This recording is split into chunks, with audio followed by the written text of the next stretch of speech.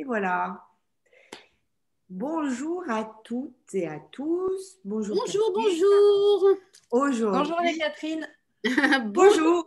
Aujourd'hui, on reçoit Céline et comme on peut le voir, elle n'est pas en France. Et ce n'est pas Elle un est fake des kangourous parce que parce Céline, vous que, êtes. allez, question. Parce que Allez, Céline, elle habite en Australie. Voilà, elle est nous sommes donc en direct d'Australie, s'il vous plaît. ouais, internationale. De toute Ah non, façon, mais c'est si la on classe, parlait c'est trop la ouais, si on classe. parlait du cancer autrement, c'est international.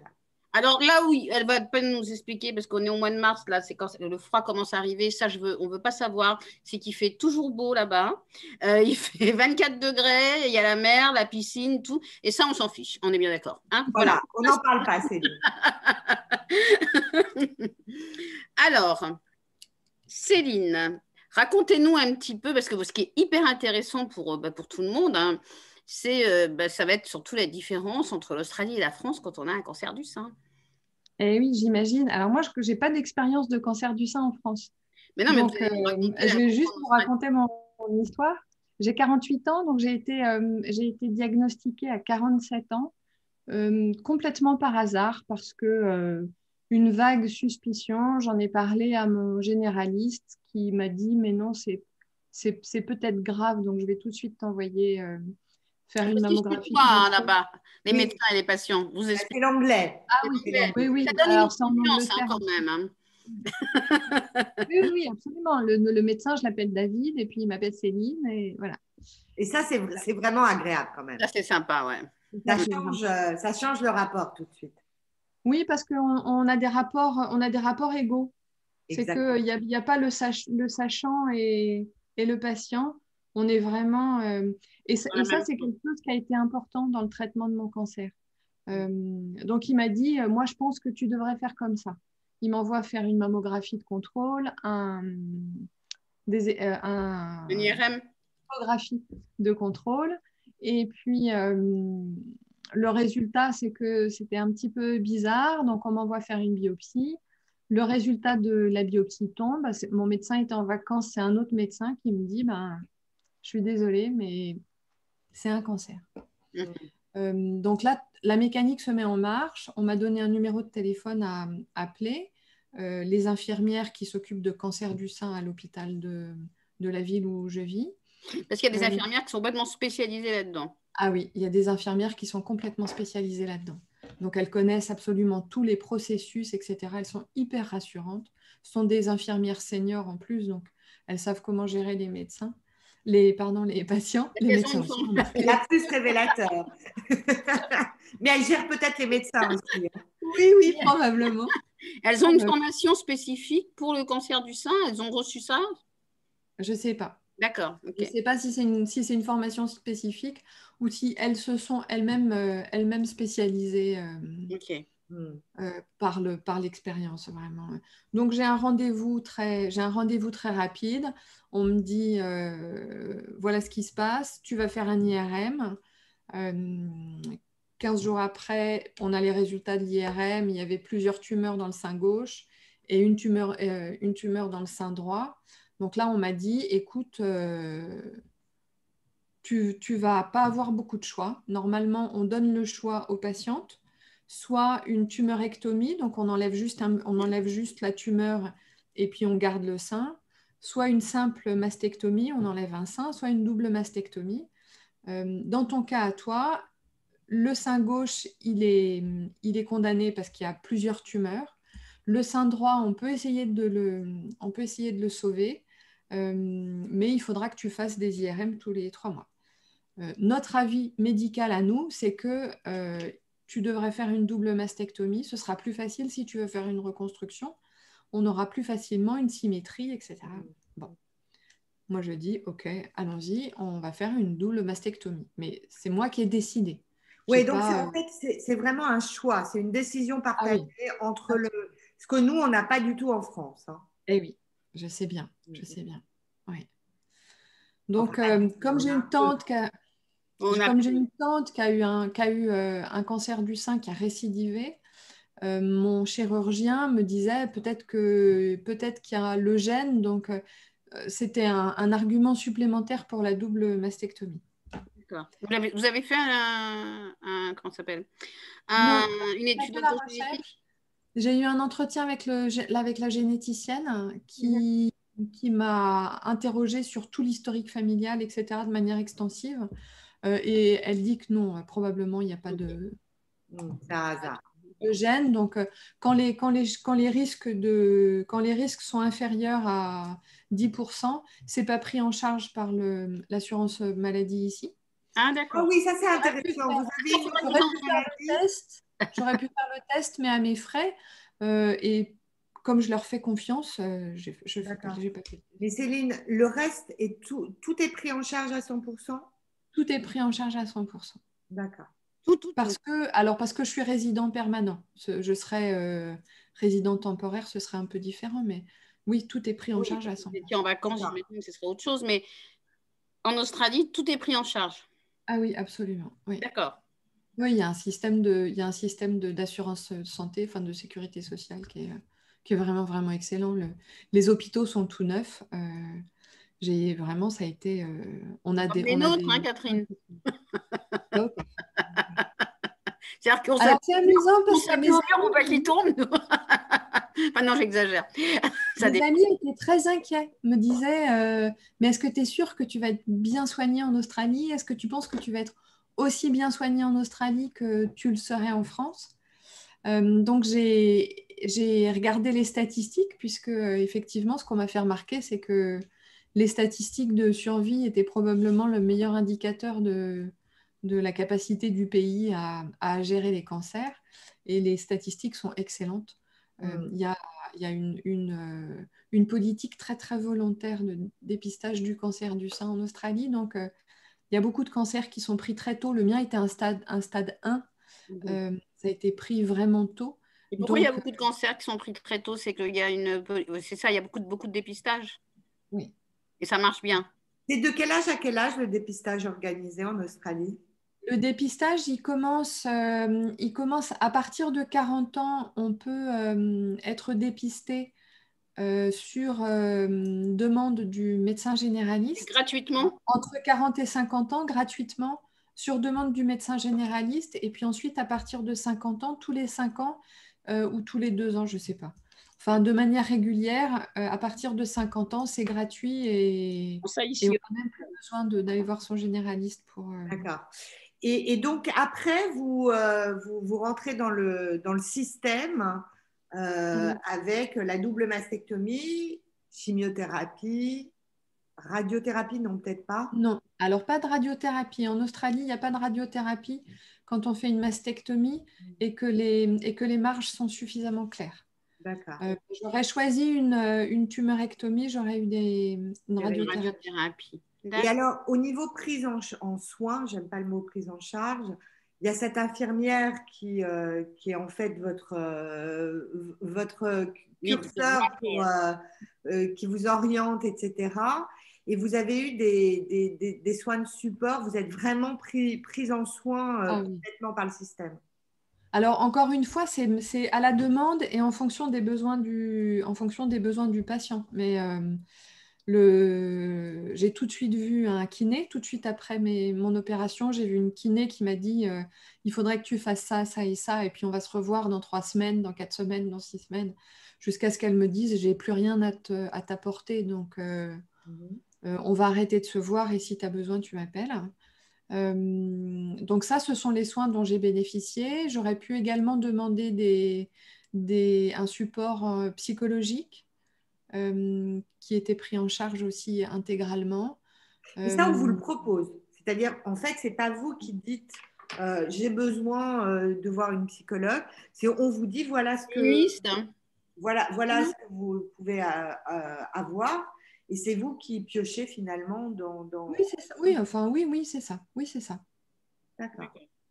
Ensuite, Donc, j'en parle à mon généraliste qui donne une référole, parce que c'est comme ça que ça fonctionne. C'est lui qui centralise tout et puis qui me renvoie sur les différents spécialistes. Mais Et alors, le médecin généraliste, pardon, Kat, le médecin généraliste a un rôle important alors que vous avez un cancer du sein. Parce qu'en France, le médecin généraliste, il est quand même assez, éloigné quand Passer on un rentre peu à du l'hôpital. Ah non, il a un rôle central, il a accès à il a accès à tous mes résultats, mon imagerie, etc. On lui envoie un rapport à chaque fois qu'il y a un acte médical. Il est tenu au courant absolument 100% du temps. Il y a deux piliers, deux pivots. C'est mon médecin généraliste et mon chirurgien. Le chirurgien, c'est celui qui va représenter l'équipe de soins oncologie. du cancer proprement dit. D'accord. J'ai vu un oncologue 2 fois, mais voilà, pour décider du traitement et ensuite pour s'assurer que la chimio se passait bien. Mais c'est le chirurgien qui pilote. Vous le voyez à quel rythme, le chirurgien, pendant votre parcours? Je le vois tous les mois, tous les 2 mois, ça dépend. D'accord. Et alors, Et alors, les soins de support, vous les faites dans l'hôpital, en dehors de l'hôpital? Comment ça se passe? Où je veux. Je les fais où je veux. Par exemple, je trouve un kiné qui fait du pilate pour les femmes qui ont eu une mastectomie. Je vais voir mon généraliste en disant, voilà, j'aimerais que tu me prescrives 10 séances Dans le de privé, kiné donc. pour faire du pilate, machin. Et il me prescrit ça. Et ensuite, voilà. et le Pilate est pris en charge en dehors Le de pilate, l'hôpital. Et c'est le pilate, pareil pour l'esthétique, si vous avez besoin d'un soin du visage ou je sais pas moi, de n'importe quel, la psychologue, tout ça, vous allez voir quelqu'un dans le privé, c'est pris en charge, c'est ça? le psychologue, oui. Pour l'esthétique, on passe par des associations qui font une fois par mois, il y a ce qu'ils appellent des Pamper Days. Donc, ce sont des professionnels du privé qui se réunissent, qui proposent pendant toute la journée de travailler gratuitement. Ils font une journée de bénévolat à destination des femmes qui ont eu un cancer du sein. Donc, il y a une coiffeuse, il y a une dame qui fait les ongles, il y en a une qui donne des conseils de nutrition. Enfin, Tout ça en dehors vraiment, de l'hôpital. à tout ça en dehors de l'hôpital. Oui, oui, tout à fait. Et combien de temps ça dure par rapport à votre parcours de soins? Ça s'arrête quand? Ça s'arrête jamais. Je peux y aller tout le temps. Même après? Ah, je peux y aller tout le temps. Je peux y aller pendant 10 ans. Vraiment. À partir du moment où vous avez eu un cancer, ça s'arrête plus? Non. Et j'ai une question. Est-ce que vous avez, enfin, il y a beaucoup d'associations, vous avez l'impression que vous avez eu accès et connaissance de ces associations de Ah oui, soutien, vous nous avez parlé de groupes de parole, etc., facilement. oui. L'infirmière au premier rendez-vous m'a donné plusieurs prospectus en me disant il y a le Breast Cancer Network, le réseau officiel. Mhm. Et je m'inscris sur le réseau officiel, je peux mettre à jour mes traitements et le réseau m'envoie des informations qui correspondent à l'évolution de mon traitement au fur et à mesure. C'est dingue. Donc ça, c'est l'officiel. Il y a aussi 3 ou 4 associations d'infirmières qui sont spécialisées, qui peuvent pallier si j'ai besoin. Et puis, il y a ces groupes de parole il n'y en a pas beaucoup, enfin, il n'y en a pas beaucoup de différents, mais il y en a à 10 km de chez moi, quoi. Donc, voilà. Et Céline, est-ce que vous avez eu l'impression que vous étiez privilégiée parce que voilà, vous avez été prise en charge dans un centre qui vous a tout proposé, ou vous avez l'impression que c'est partout pareil en Australie? Ah non, c'est partout pareil en Australie. C'est vraiment leur système. Mais C'est pas une c'est question un d'assurance? pays qui est très axé sur le bénévolat aussi, hein. Ouais. Donc, tout le monde est impliqué dans la communauté. Donc, on fait partie d'un réseau. Et c'est pas une À question partir... d'assurance? C'est-à-dire, c'est pas parce que vous avez une très bonne assurance?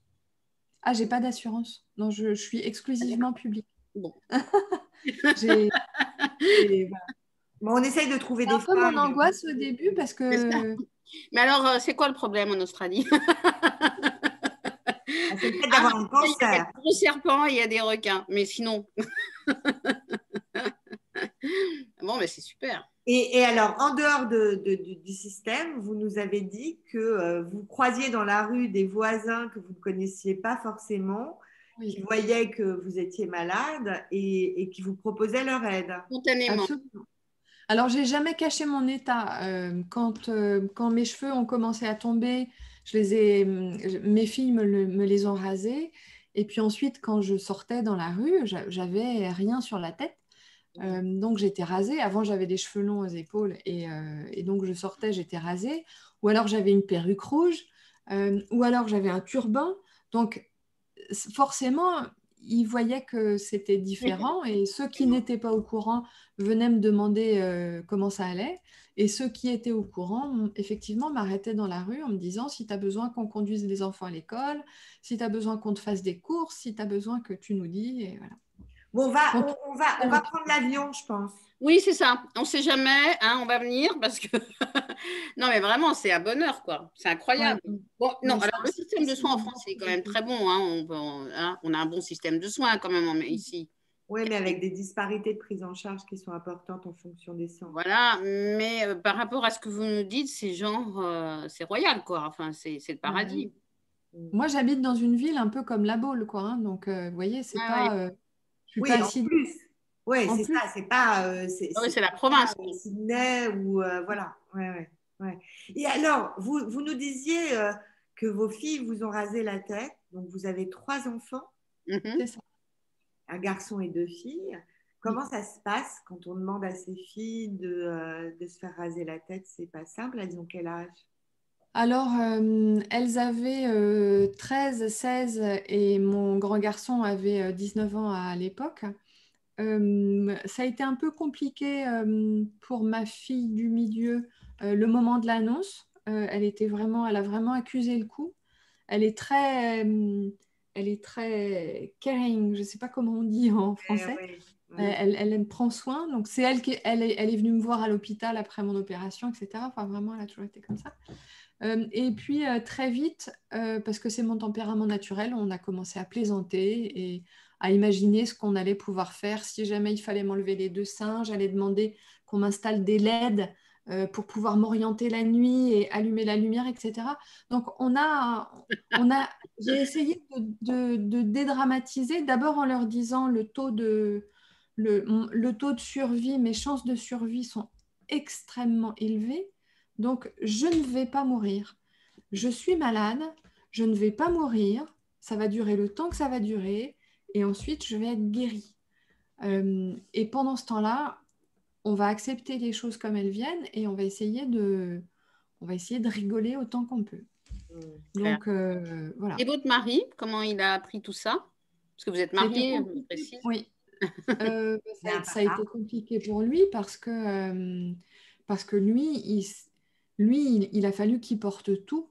Moi, il m'a complètement déchargée de tout ce que je pouvais faire à la maison, avec les enfants, etc.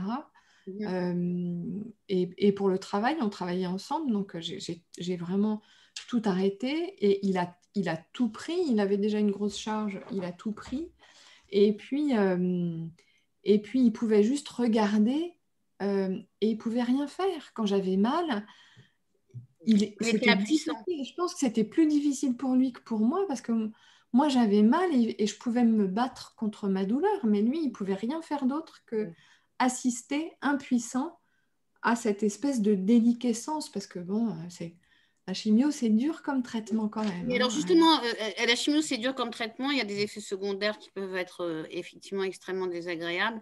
Ils sont pris en charge en Australie. Ça veut dire, on le sait, on vous fait des choses spéciales pour les nausées, pour la fatigue, on comprend, on est dans l'empathie, Ah oui.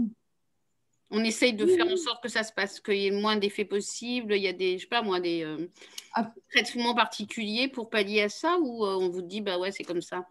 alors, je sais pas. Avant la chimio, il fallait que je prenne des stéroïdes. J'avais des piqûres de je sais pas quoi. Euh, J'avais aussi il fallait aussi que je prenne des pilules contre les vomissements et les nausées. D'accord. Mhm. On me renvoyait après la chimio avec une piqûre à me faire moi-même Ah oui? de Ah ouais? oui. Dans le ventre, là, c'est rien du tout. Hein. Où? Et on Vraiment, vous a appris, donc on vous a appris à le faire. on m'a dit, je veux dire, c'est une aiguille, quoi. Hein. C'est pas pire que de la cuisine. On plante l'aiguille et puis ploup, et Et puis c'est voilà. pourquoi ça? C'est pour stimuler la régénération des globules blancs. Ah, c'est contre l'aplasie. Ouais, c'est ça. D'accord. Et alors, Vous nous parliez de l'atrophie vaginale, donc oui, un des effets indésirables que beaucoup de femmes subissent, dont on parle absolument jamais en France. Et non. Et vous, on vous prévient même. c'est Alors, l'infirmière qui vous a prévenu, c'est qui? Les infirmières, les médecins en parlent, et puis mon groupe de mes Boogie Sisters, oui, les autres filles qui ont eu un cancer du sein que je vois ici, il y a des conférences régulièrement sur qu'est-ce que c'est que l'atrophie vaginale, comment est-ce qu'on peut la prévenir, qu'est-ce qu'il faut faire, etc. Et alors, qu'est-ce qu'on vous dit là-bas? J'en ai jamais entendu parler sur les groupes de parole français, par exemple. Je vous le confirme. C'est pas du tout tabou, c'est pas un sujet tabou du tout là-bas. Non, c'est pas du tout un sujet tabou parce que tous les systèmes sont expliqués, comment faire, avec quelle régularité, etc. Donc c'est. Il y a des sexologues dans les services en oncologie? Non. Non, d'accord. Ah, voilà une chose un petit peu moins bien. Enfin une paille, j'arrive. Alors peut-être, Ils en ont même pas besoin parce qu'ils en parlent. Enfin bon, c'est un scandale. Mais oui. C'est juste, enfin bref. Je crois que le taux d'émigration va vachement augmenter après votre interview. Qu'est-ce que je voulais dire? Oui. Oui. Vas-y. Non, mais juste pour revenir, vous disiez que pour votre mari, c'était compliqué parce qu'il se sentait impuissant, il ne pouvait rien faire. Et sur le plan de l'intimité, pour ne pas dire le mot tabou en France, c'est-à-dire sur le plan de la sexualité pour les gens qui sont en Australie, qui nous écoutent, est-ce qu'il y a eu un changement? Est-ce que ça a été compliqué? Oui, il y a forcément des changements. D'abord, c'est une maladie. Ensuite, c'est invalidant. J'ai été amputée de mes 2 seins. C'est juste. Oui, bien sûr. Aujourd'hui, il y a une reconstruction, ça ressemble un peu à quelque chose, etc. Mais c'était Dresde, quoi. Ça a été terrible, la période post-chirurgie. Je me disais, mais est-ce qu'un jour, je pourrais me retrouver belle toute nue? Et lui, qu'est-ce qu'il disait, votre mari? Il vous disait, c'est pas grave, chérie. Il me trouve belle avec une serpillière sur la tête, ou même si je suis cachée derrière la bibliothèque, il me trouve belle. Donc, bon, vous voyez, mais c'est merveilleux, hein, c'est merveilleux d'avoir ça, mais extraordinaire, oui. Ça m'était d'aucune aide. Donc, de ce point de vue-là, c'est vraiment difficile de se réapproprier un corps qui est plus complet. Enfin, oui, je vois ce que vous voulez dire. Il manquait des morceaux. Et donc, justement, vous avez eu des expandeurs et aujourd'hui, on vous a donc mis les prothèses. Oui. Comment vous avez réussi, ou pas d'ailleurs, à vous réapproprier ce corps? Je suis contente du résultat. Je suis vraiment contente du résultat de la reconstruction. C'est pas parfait, ça remplacera pas mes anciens seins, etc. Mais enfin, ils ont essayé de me tuer, donc voilà. Et puis, je pense que j'ai traversé toutes ces étapes du deuil et que j'arrive aussi au bout de mon aventure. Ça y est, j'ai plus ce ressentiment, j'ai plus la colère, j'ai plus la dépression, j'ai plus le sentiment d'avoir été trahi ou par mon corps ou par l'univers ou par je sais quoi. Voilà, ça y est, c'est derrière moi et ben, je repars, quoi. Voilà. Et là, vous avez repris le boulot? Oui, j'ai repris le Alors, vous faites quoi? Alors, ça, attendez, juste une petite question technique, oui, après on passe à ce que vous faites, parce que c'est génial. La reconstruction mammaire, elle est aussi prise en charge là-bas? Ah oui, elle est aussi. Il y a des dépassements d'honoraires? Non. D'accord. Non, et j'ai été prise en charge dans le système privé parce qu'il y avait trop d'attentes dans le système public. Et donc, ils ont voulu épurer leur liste d'attente. Il n'y a pas de dépassement dans le système privé. Ok, bien, nous allons passer. Non, alors les filles, là on arrive à la fin, ça fait 25 minutes qu'on discute. Donc, juste ce que vous faites. Juste ce que vous faites et puis le message que vous avez envie de faire passer. Oui. Alors, je suis écrivain, j'écris des romans policiers. Ah, voilà. Voilà. Il se passe en Australie ou pas? Non, il se passe en France, il se passe à Nantes, qui est ma ville natale que je connais par cœur. D'accord. D'accord. On peut les trouver où? Alors, on ne peut pas les trouver parce ils viennent d'être achetés par les presses de la Cité, mais ça va sortir probablement à l'automne dans toutes les librairies. Sous votre Super. nom. Est-ce que vous Tout pouvez mon nom, donner absolument. le nom C'est Lynn de Rohani et le titre n'est pas encore. Comment est votre nom? Parce qu'on a mal entendu à l'écran, j'allais dire. Oui, bah si, à l'écran. Céline de Rohani. Voilà. D'accord. Achetez tous Super. les livres de Céline. Il y en a combien, Céline? Il y en a 2 pour le moment, le troisième est en cours d'écriture et puis ensuite, voilà. C'est génial, ça. Et ça, Ouais, on a hâte. c'est tout récent. Vous ne faisiez pas ça avant. C'est depuis la maladie, c'est ça? Oh non, c'est Ah, pardon. depuis un petit peu avant. C'est depuis que je suis arrivée en Australie. Ça fait D'accord. 4-5 ans que j'ai commencé. Ok. Et donc, Céline, si vous aviez un message à faire passer aux gens qui vont nous regarder. De tenir bon, d'avoir confiance qu'il y a des tas de périodes qui sont vraiment difficiles à vivre, qui sont lourdes, qui sont désespérantes et on a l'impression qu'on verra jamais le bout du tunnel. On a l'impression qu'on se relèvera jamais. C'est pas vrai. C'est pas vrai. On se relève. Il faut juste attendre et ça va passer. Et c'est une période. Voilà. C'est une période de la vie. Laissez faire le temps. Battez-vous si vous avez la force et sinon, laissez faire le temps et ça va passer. Ça va aller mieux. Super. Bon, Merci. bah, Céline, merci beaucoup. Merci infiniment. Merci à vous. Je crois que si un jour vous voulez vous reconvertir, vous pouvez aller en agence de tourisme parce que franchement, vous est vachement bien l'Australie. Ouais, c'est vachement bien comme pays. Non, c'est Et, génial, hein. Attendez, bon, on va y aller. Moi, ça m'a donné super envie quand même. ouais, ouais, ça donne super envie. Et puis la photo que vous avez derrière vous, parce que bon, on imagine bien que vous n'avez pas deux kangourous en vrai derrière vous depuis le début. Non. Surtout ils seraient vachement sages hein, parce qu'ils n'ont pas bougé. Ouais, ils n'ont pas bougé, mais ça donne vraiment envie. Alors on vous dit bonsoir parce que, pardon, c'est le soir chez vous. Et oui, c'est le soir chez moi. Bonne journée à Voilà. vous.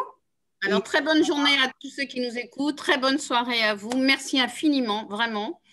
Et voilà, et à bientôt. et à très À très bientôt. bientôt. Merci. Merci.